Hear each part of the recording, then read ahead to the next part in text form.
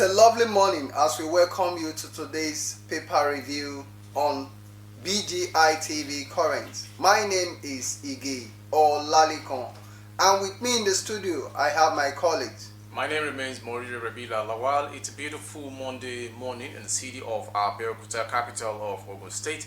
Today, the 19th day in the month of June. As I welcome you to another interesting package for this week's edition, and also it is starting New Year for all Muslims who are looking forward to Eid al-Kabir coming up soon. And I pray to Almighty God to make us celebrate many of it. And greetings to all my fellow Christian brothers and sisters. God bless you, and may everything we do continually attract God's blessings as usual. I will not be having my Punch newspaper this morning, but I'll be treating the Vanguard newspaper and the Daily Post. And with me I have the Nigerian Tribune, the Nation newspaper, and People's Gazette. Alright, my first rider from the Vanguard newspaper this morning. Ex-Imo Governor Okorocha escapes attack, one killed. And from the Nigerian Tribune, 10th Assembly will work with Tinubu to create favorable business climate, says Akpabio. I will speak like this, that yes, another kangaroo is debunking what he says himself, or what he has said before, or what he had said or mentioned before. I have never influenced my wife's judicial decisions, Senator Bolkachua. And from the Nation newspaper, Akpabio, Abbas, lawmakers will back Tinubu to deliver. How I was poisoned, flown out of Nigeria as Rivers Governor, Wike. EFCC declares Matawalle wanted. These are the writers I'm having on the Vanguard newspaper, and I'm going straight to the Daily Post newspaper this morning. And the first writer is, the sharks are around. Governor Fubara hints on Wike's defection to APC. And from the Nigerian Tribune, let's go through the details of the dailies. The 10th Assembly will work with Tinubu to create favorable business climate, says Akpabio. President of the Senate, Godswin Akpabio, has assured Nigerians and the international business community of the readiness of the 10th National Assembly to work with the President Bola Ahmed Tinubu-led administration to provide an enabling business environment and also to make life worth living for the generality of Nigerians. Akpabio gave the assurance in his goodwill message at the dinner in honor of the newly appointed Secretary to the Government of the Federation, Senator George Akume, at the Transcript Hilton Hotel, Abuja, at the weekend. According to Akpabio, I believe strongly that Nigerians are in for the best of time under this administration. Members of the National Assembly will enjoy a lot of cooperation and support from the executive because for the first time we are going to have a very serious accord between the executive and the legislature. I see good things coming for Nigeria. And to the rider, 10th Assembly will work with Tinubu to create favorable business climate, says Akpabio. The aforementioned headlines I mentioned, I couldn't find them right now, but I'm starting with another one. Tinubu's cabinet in fighting as APC leaders just stood for ministerial slots. The agitation for ministerial slots has led to infighting in some state chapters of the All Progressives Congress, APC, as governors, former governors and party leaders are battling to ensure they present slots to President Bola Tinubu. Information gathered that parts from APC stakeholders will argue that they worked for the president during the February 25 presidential election. Some leaders of the People's Democratic Party, PDP, and New Nigeria People's Party, NNPP, among other parties, are also said to be jostling to make the ministerial list. The writer is coming from the Vanguard newspaper, saying that Tinubu's cabinet infighting as APC leaders jostle for ministerial slots. Going through the Nation newspaper, the writer says, Akpabio, Abbas, lawmakers will back Tinubu to deliver. President Bola Ahmed Tinubu at the weekend got pledges of support from federal lawmakers and a pat on the back from eminent Nigerians on his action in the last 22 days. Senate President Godswill Akpabio at two different events reaffirmed his position that senators would support the president with legislation to enable him to deliver the dividends of democracy. Similarly, House of Representatives Speaker Tajuddin Abbas promised the House collaboration with the executive in the interest of Nigerians. Akpabio spoke at the reception for the Secretary to the Government of the Federation, Senator George Akume in Abuja, and former Rivers State Governor Nyesom Wike in Port Harcourt. Former Governors Peter Odili and James Ibori said President Tinubu has started well, adding that he deserved the cooperation of the Nigerian. And according to the rider, Akpabio, Abbas, lawmakers will back Tinubu to deliver. North Central Regional Group Middle Belt Forum (NBF) yesterday described the immediate past governor of Kaduna State, Nasir El-Rufai, as a dangerous politician and asked the Department of State Services (DSS) to invite him for questioning in view of recent Islamization comment credited to him. It's also raised consciousness that, contrary to denials, the agenda for the planned Islamization of Nigeria was real and not a fluke.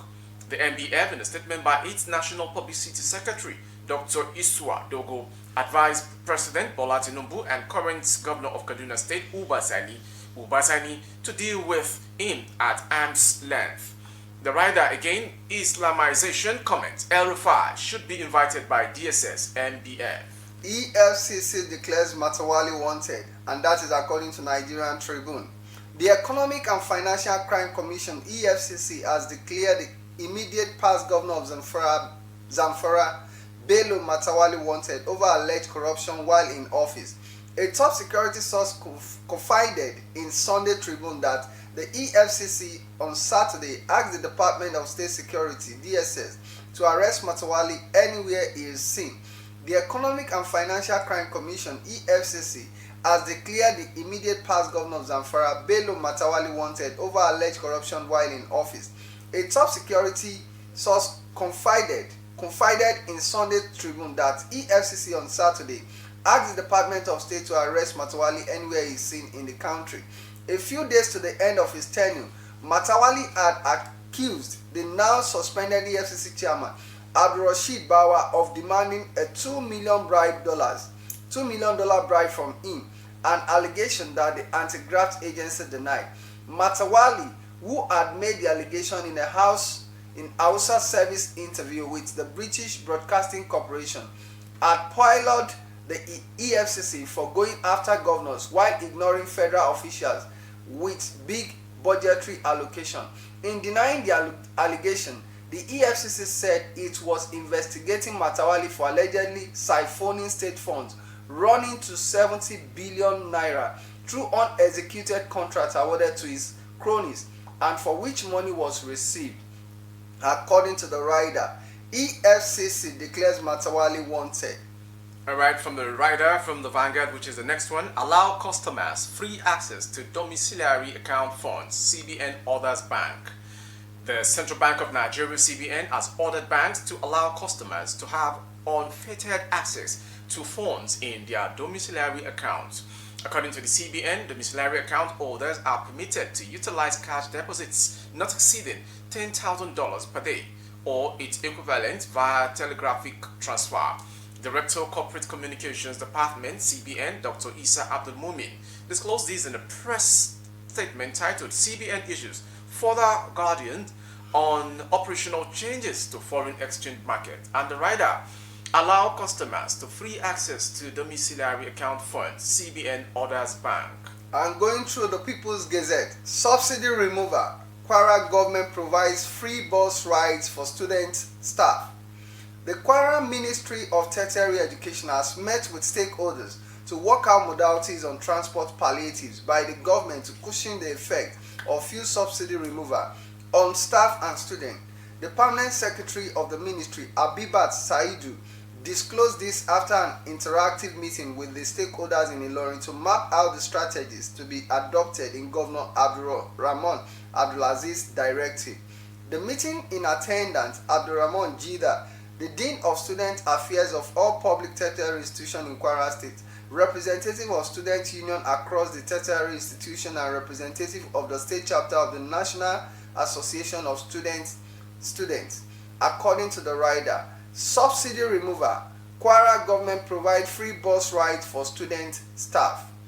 The Oluwo of Iwo Land, Oba Abdulrasheed Akobi, yesterday insisted that the state government is now the Ifa oracle that installs traditional rulers, saying the days of the traditional oracle are long gone. The monarch queried why the Ifa is yet to select successors to the vacant stools of Alaafin of Oyo and Shon of Ogbomoso, saying princes with genuine intentions will have to patronize the state government, not Ifa. The Oluwo, in a statement, explained that only princes or who have refused to face reality still run after Ifa in a bid to ascend a throne. And the rider is Alaafin, Shon stools, government installs monarch, not Ifa, Oluwo declares. And from the Nation newspaper, Tinubu has made right decision so far, says Akpabio, Odili and Ibori. The Senate President Godswill Akpabio and former Rivers State and Delta State governors Dr. Peter Odili and Chief Ononefe Ibori have appraised the performance of President Bola Ahmed Tinubu, saying he has so far taken the right decision to put the country on the right path. The trio spoke on Sunday at a reception for dignitaries that attended the Thanksgiving service organized by the family of former Governor Nyesom Wike at Wike's Redemptorial Country Home, Obio Akpo.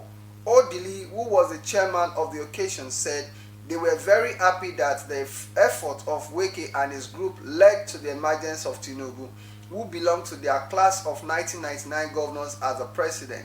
He said they were confident that Tinubu would change the narrative in the country and urge other arms of government to work together with the president to move Nigeria forward. While observing a good dance begins with the first step, Odili said Tinubu had taken very correct step as the dance had started. According to the rider, Tinubu has made right decisions so far, says Akpabio, Odili and Ibori. The governor of Rivers State, Siminalayi Fubara, has pleaded with his predecessor, Nyesom Wike, not to stay away from him, even if he crosses over to the other side of the political divide. Fubara said this during a Thanksgiving reception for Wike on Sunday at his private residence on Ada George Road. While we are seeing signs that it's like you want to go over to the other side with everybody wishing that, please don't be too far from me because I know that the sharks, the tigers are really around looking for what to hurt. The rider is from the Daily Post this morning. The sharks are around. Governor Fubara hints on Wike's defection to APC. Moriri, before taking any other headline from the paper, let's come to think of it. What is your take on the issue of the Oluwo of Iwo, the statement he made in respect of the kingsmakers and those that want to attain the throne of Alaafin of Oyo? Should we discard our tradition, or what exactly do you think the guy is? I want to say categorically that something is absolutely wrong somewhere. Okay. For a first-class king that he counts himself to be, and saying the governments are the ones who have the rights, the total rights, okay, for installation of kings these days. So we should discard the tradition, the culture that has been in existence for donkey years, for generations that have come and gone.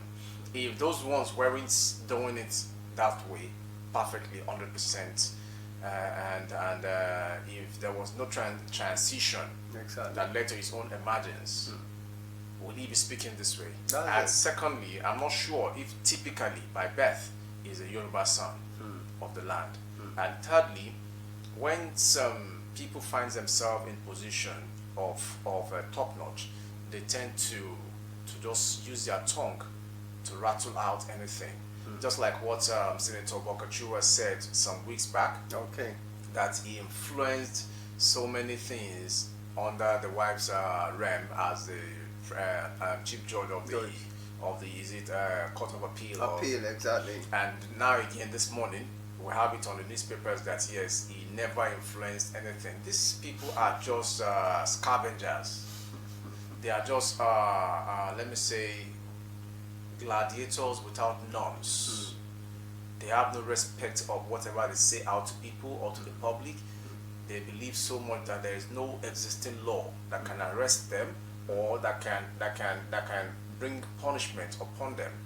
They feel they are untouchable. They feel they are sacred cows. The day we begin to have a working rule that bites everyone, not just the poor, not just the masses, not just the average Nigerian, that will steal something, and you see people going on with jungle justice, killing that person. What about these people at the ends of affairs, eating all of our money, siphoning our money? You know, you get to see a governor about a week leaving the office. He went ahead to buy luxurious cars, jeeps, to mention a few, and you say you are leaving the government as a governor.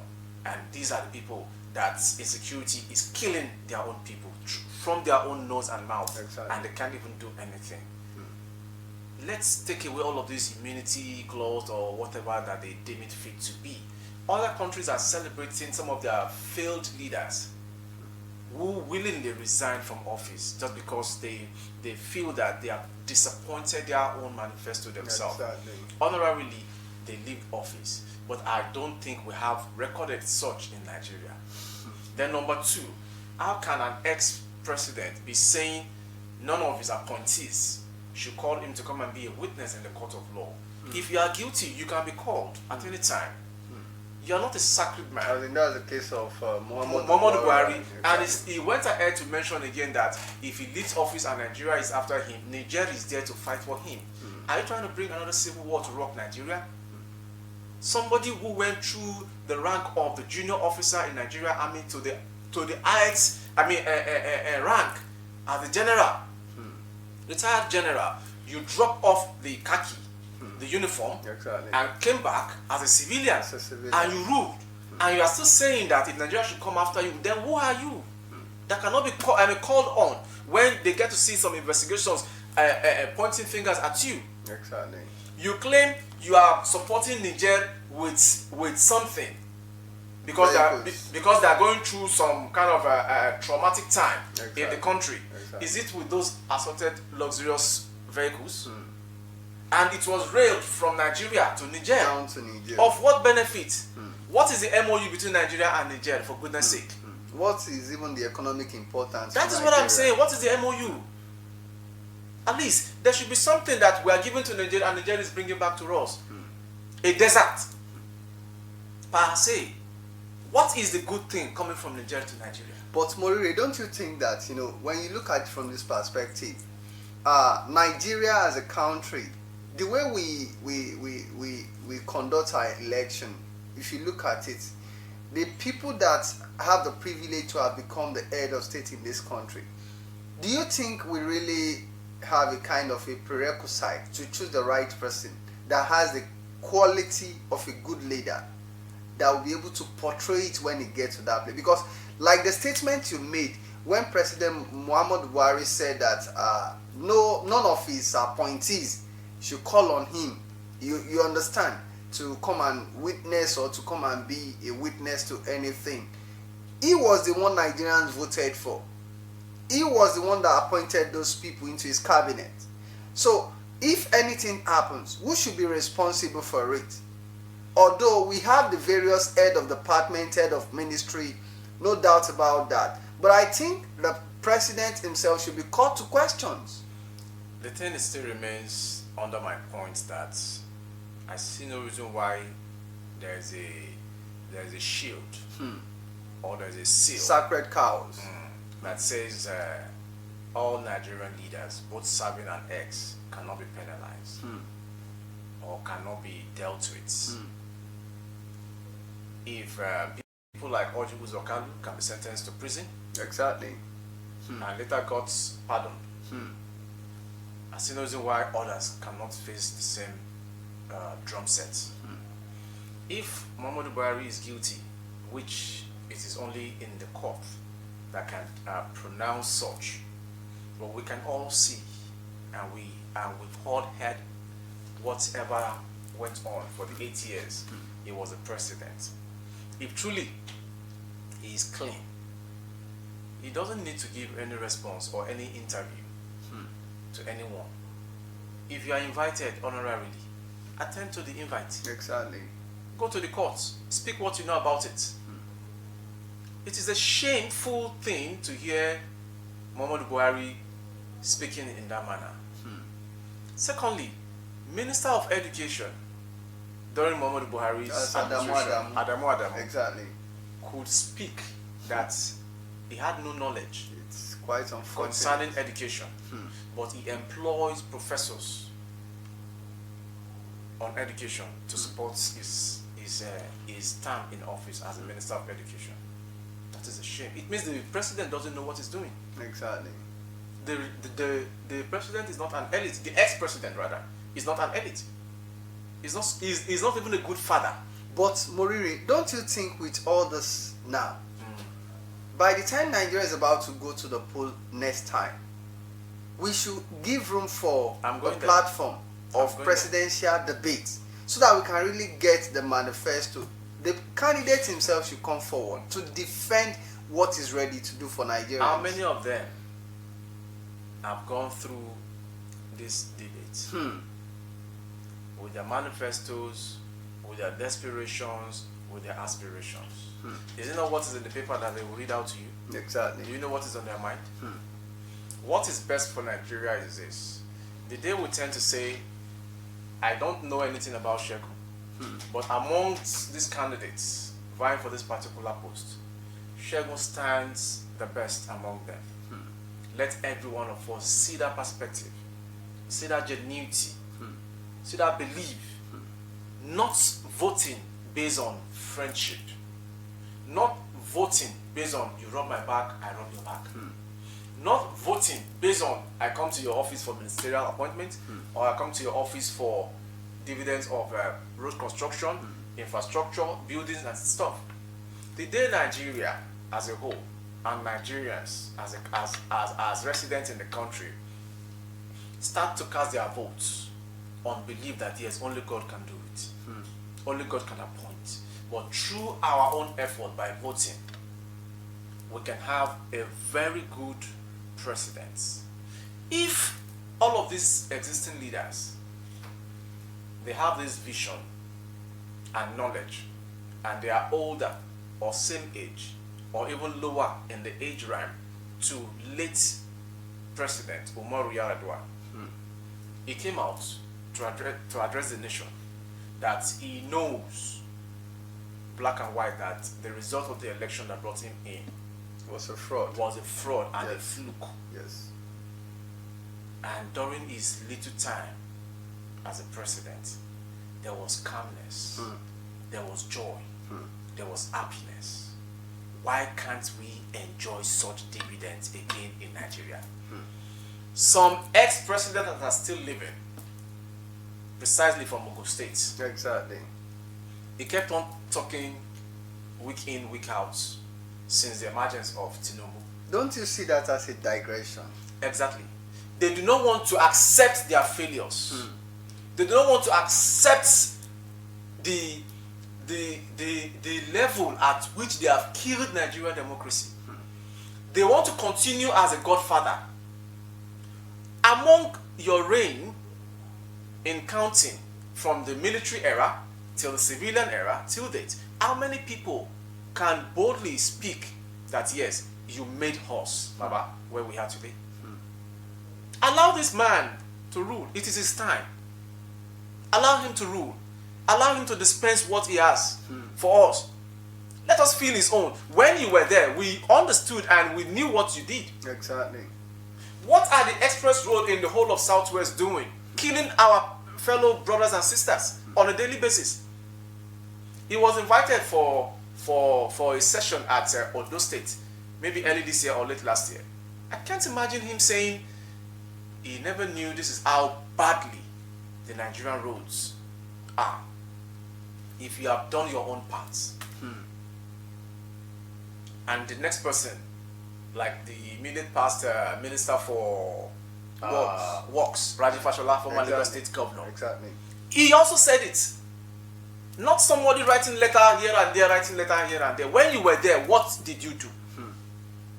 If you had, see, this thing is just like a teamwork.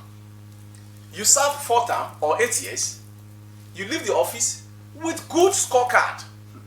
Not like the ones that was done during the rubber stamp era of the 9th Assembly. Exactly. And that of the Buhari stamp. Go and check the northern region of the country. For God so loved the world, concerning the insecurity killing them in the northern part of the world, so many road projects, so many rail projects were completed, which is in the southwest. Which is in the southwest. None. But you keep going there just because of your own pockets. So many of the investments we are hearing on their names, is it not meant for Nigerians? Exactly. For how long? And when we die, nothing is going to us. Nothing will go with us in the grave. Moiri, now let's quickly take a look at this. The case of Matawalle, he has been declared wanted by EFCC. But you know, there was a time he said that the suspended EFCC chairman, Bawa, requested that he gave him a bribe of $2 billion US. While Matawalle was also accused of, defrauding the state treasury by taking away 70 billion naira. So what is your take on that? If there was no agenda between the two of them, Abdurrashid Bawa, suspended EFCC chairman, wouldn't have requested for the 200 billion naira. I mean, is it $2 billion US? $2 billion US. What are the duties of a governor to have such money in his account? If not to secure the life and properties of his resident in the state. He's the #1 chief security officer of the state. What was his contribution to safeguard his people other than busy siphoning money?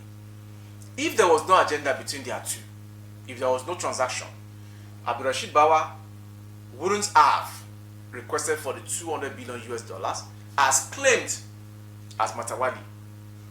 And I see no reason why they keep going to that position as governors and they just keep looting. During the days of Sani Abacha, former head of state, when he died, he was buried according to the Muslim rites, like an ordinary person. No gun salutation from the army rank. No recognition. It was according to the Muslim rites, with a white material, just like an ordinary person. Can't they see? Where is IBB today? Can't they see? Where is MK Abiola today? Even the man for the people and of the people, where is he today? He mentioned one thing, that if Nigeria never recognized him to be a true son of the country, and others are doing so, Nigeria will one day. It is a shame to a former head of state who is from the southwest that you could not even accredit to MK Abiola, the GCFR, and it came from Buhari. Another Yoruba son vying for the same presidency, you are now against the Yoruba son. Then what more are we talking about? Now, Moriri, let me just bring this to your notice. There was a time some Nigerians were like trying to applaud, to give a kind of this respect and a title which was given to Nelson Mandela, the former president in South Africa.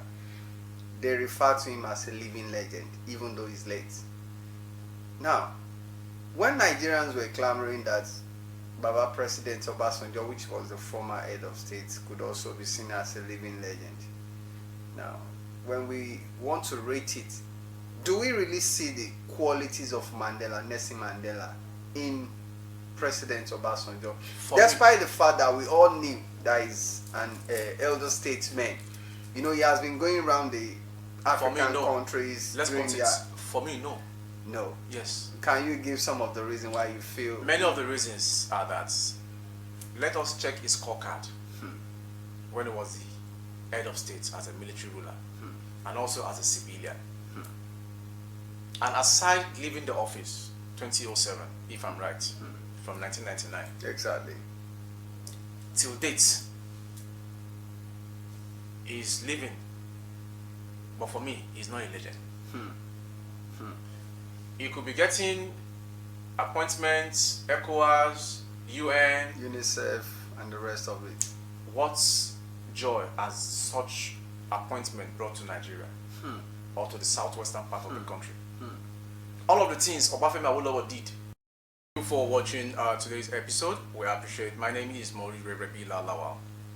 Thank you, and you're welcome once again. My name is Ige Olalekon. If you really enjoyed today's paper review with us, join us on tomorrow's edition.